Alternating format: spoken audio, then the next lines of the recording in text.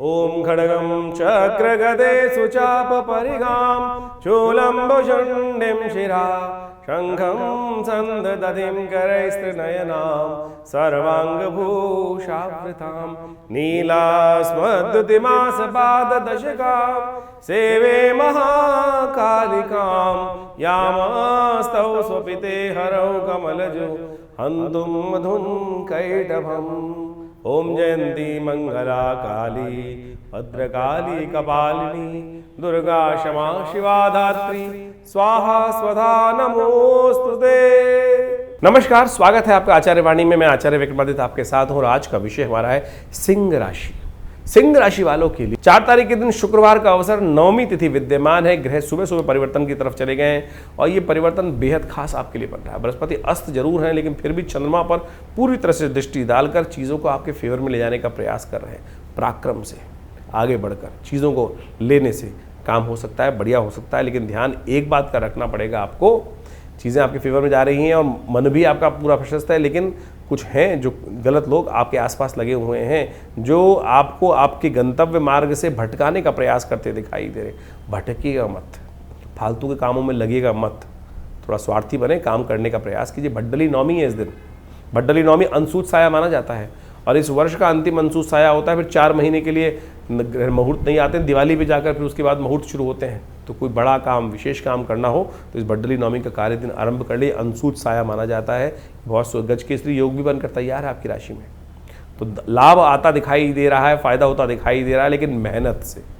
तो मेहनत से भागिएगा मत। यदि ये नहीं भागे तो बिल्कुल चीज़ें आपके फेवर में आने के योग बन सकते हैं। खर्चे कंट्रोल करने पड़ेंगे और खर्चे कंट्रोल करोगे तब ठीक होगा। मेहनत कम, पैसा ज़्यादा, उसी काम में दिमाग लगाओ तो अच्छा रहेगा। 5 तारीख शनिवार का अवसर, दशमी तिथि विद्यमान है और ग्रह नक्षत्रों के दृष्टिकोण से दिन ओवरऑल अच्छा दिखाई देता है, लेकिन शनि महाराज बहुत जल्दी थोड़े वक्र होने जा रहे हैं। वक्र का मतलब होता है उल्टी गति चलने वाले हैं, आगे बढ़ने के बजाय पीछे खींचने के योग बनाने वाले। तो शनि का बैंक अकाउंट तैयार करना पड़ेगा, पुण्य कर्मों का बैंक अकाउंट तैयार करना पड़ेगा। नहीं तो ये जो अष्ट भाव में चल रहे हैं, जो विशेष पर ढैया चल रही है आपकी, वो कहीं ना कहीं हानिकारक हो सकती है। चाहे वो स्वास्थ्य हो, चाहे वो सफलता हो, चाहे वो धन हो। इसलिए शनि का उपाय करें।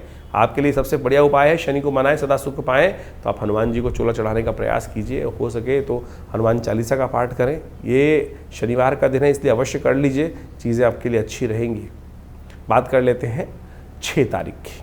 6 तारीख रविवार, एकादशी तिथि विद्यमान है और इस दिन बहुत बड़ा परिवर्तन होने जा रहा है आपकी राशि के दृष्टिकोण से। देखें, वैसे तो देव शयन है इस दिन भगवान विष्णु इत्यादि समस्त देवता शयन के लिए चले जाते हैं। शेष शैया पर विश्राम भगवान विष्णु करते हैं और समस्त देवता जो हैं वो समस्त कार्यभार सौंप देते हैं भगवान शंभु पर और सब सोने चले जाते हैं।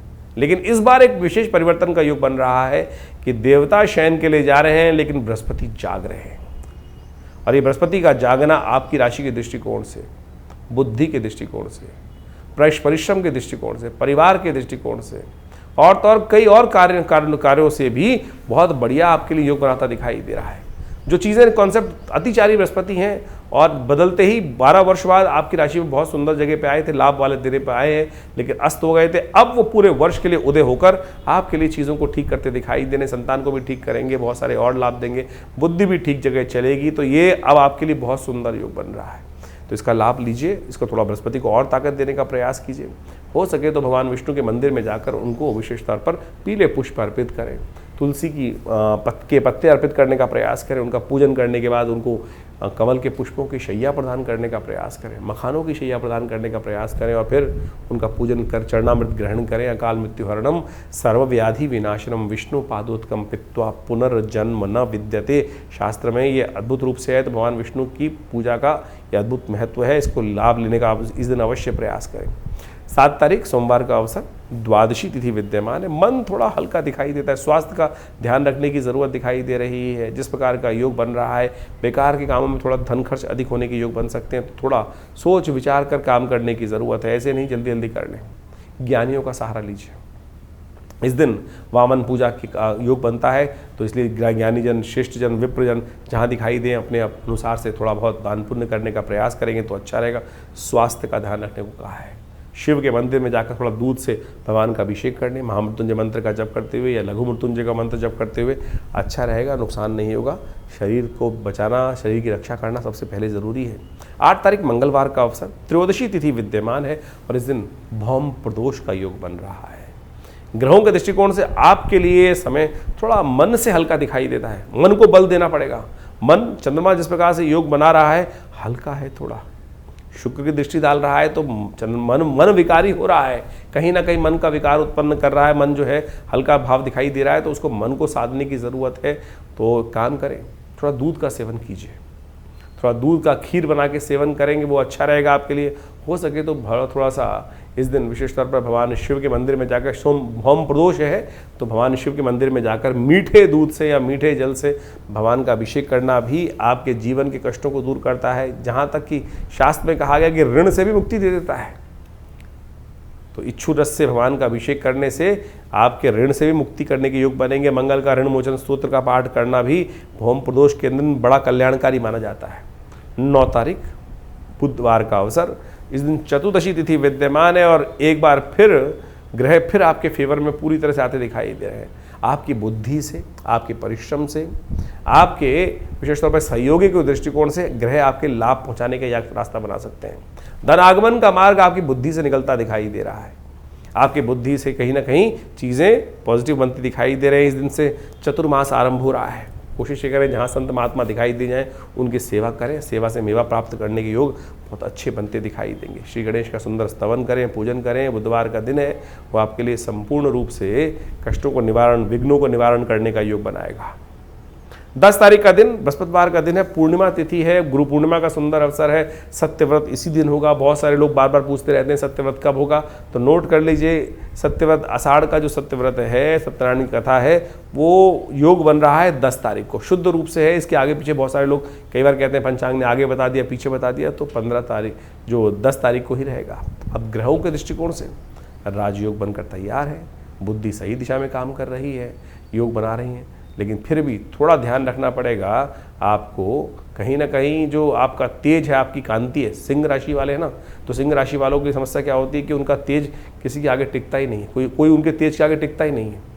तो ऐसे में बस अपने इंप्रेशन को ऐसे हमें करना पड़ेगा कि महाराज हम भी आप छोटे ही हैं आपसे, नहीं तो अगला व्यक्ति हमेशा यही रखता है आपके लिए कि हमको खाने को तैयार बैठा है। तो ऐसे में कोशिश ये करें, थोड़ा अपने आप को सरल बनाने का प्रयास करें। गुरु पूर्णिमा है, गुरु का सानिध्य प्राप्त करने का प्रयास करें। गुरु उदय हो चुके हैं और ऐसे में इस संसार में हनुमान जी से बढ़िया कौन हो सकता है। और देवता चित्त न धरई हनुमत से ही सर्व सुख करें। हमने विवेकानंद योगाश्रम में इस दिन बड़ा कार्यक्रम रखा है, गुरु पूर्णिमा का कार्यक्रम रहेगा। गुप्त नवरात्रि का कार्यक्रम तो इस बार चल ही रहा है पूरी तरह से, वो भी आप उस समय भी समय पर उपयोग कर सकते हैं।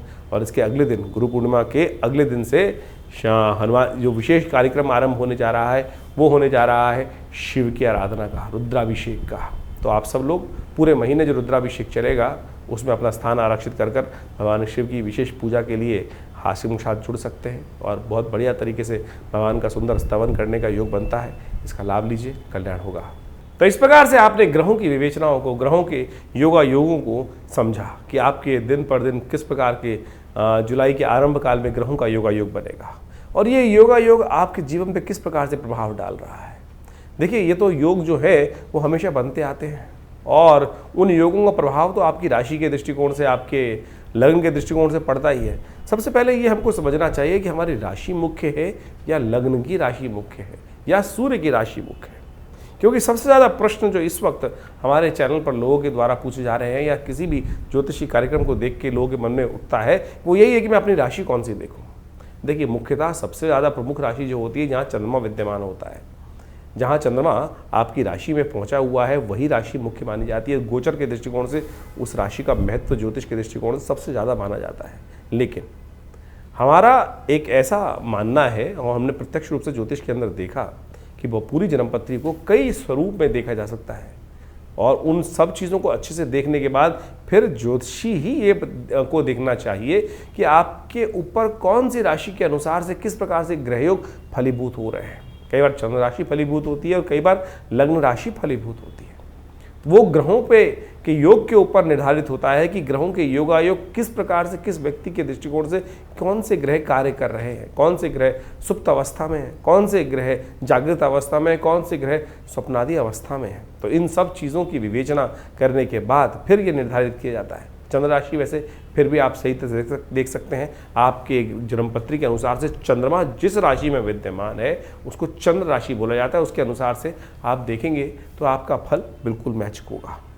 लेकिन नाम राशि बहुत सारे लोगों को जन्मपत्री पता ही नहीं होती। उसको तो एक और तरीका होता है कि नाम के दृष्टिकोण से, कि आपका नाम जिस अक्षर से निकल रहा है, अवकाश हड़ा चक्र के अनुसार से, उसके अनुसार से आपका नाम के जो पहला अक्षर है, नाम अक्षर इसको बोला जाता है, उसके अनुसार से भी आप राशि देख सकते हैं। लेकिन सबसे मुख्य तो वही होगा कि जो चंद्र के अनुसार से आपकी राशि बन रही है, उन सब चीज़ों को अच्छे से देखकर फिर हम अच्छे से जान सकते हैं भविष्य के दृष्टिकोण से। कई बार गोचर के दृष्टिकोण से आपके ग्रह योग बहुत अच्छे आ रहे हैं, और ये प्रश्न बहुत ज़्यादा एक कॉमन प्रश्न हो चुका है इस वक्त, और सही भी औचित्य रहता है कि आपके गोचर के दृष्टिकोण से तो आपके ग्रह बहुत अच्छे लग रहे हैं, लेकिन काम उतना नहीं हो रहा है कि जितना, क्योंकि 12 राशि के अंदर पूरे विश्व को बांटने का जो एक प्रयास किया जाता है, लेकिन उसमें समझने की आवश्यकता यह है कि आपकी मूल जन्मपत्री में ग्रहों का प्रभाव किस प्रकार से बना हुआ है। गोचर के दृष्टिकोण से वृष्टि हो रही है, संसार में बारिश हो रही है, तो सब जगह एक ही प्रकार का पानी पड़ रहा है। यानी एक बहुत बड़े क्षेत्र में जब बारिश होती है तो बारिश तो एक ही प्रकार की हो रही है, लेकिन हर एक की स्थिति, हर क्षेत्र की स्थिति अलग है। कहीं कोई पहाड़ी पर है तो वहाँ पानी रुकेगा नहीं, कहीं कोई गड्ढे में है तो सारे क्षेत्र का पानी वहाँ आ जाएगा, वहाँ सारी विपदाएं घिर जाएंगी। तो यानी ये आपकी जन्मपत्री, मूल जन्मपत्री पर आपके मूल कर्मों के अनुसार से जो लेखा जोखा आप लेकर बैठे हैं, पूर्व जन्म के अनुसार से जो आए हैं बनाकर, उसके अनुसार से भी डिपेंड करता है कि मूल जन्मपत्री में कौन से ग्रह योग किस प्रकार के बन रहे हैं और कौन सी दशाएं चल रही हैं किस प्रकार की। तो आप सबसे पहले अपनी जन्मपत्री को अच्छे से चेक कराएं, क्या स्थिति मच रही है, क्यों आपकी जन्मपत्री में उतने लाभ नहीं हो रहे हैं जितने लाभ होने चाहिए। ज्योतिष एक बहुत शोध का विषय है, और हमारे ऋषि मुनियों ने काल गणना को बहुत विशेष तौर पर समझकर इनकी विवेचनाएं उपस्थित करी हैं, और उसी समझ का, उसी ज्ञान विज्ञान का लाभ लेते हुए ज्योतिष की जो गणनाएं हैं उनको समझकर उसके द्वारा भविष्य को समझने का जो कार्य किया जाता है वो ऐसे नहीं है। कई बार हमने हजारों जन्मपत्रियों में इस प्रकार से देखा है कि जैसा जो घट रहा है वो सामने, जो चीज़ सामने दिखाई दे रही है गुण योगा योग के अनुसार से, वही घट रहा है बिल्कुल उसी प्रकार से। तो यदि कष्ट का निवारण चाहते हैं, कष्टों को भगाना चाहते हैं, तो जन्मपत्री को सही से समझकर और उसके अनुसार से उसके भविष्य के दृष्टिकोण से जो आपके लिए खास ज़रूरत है।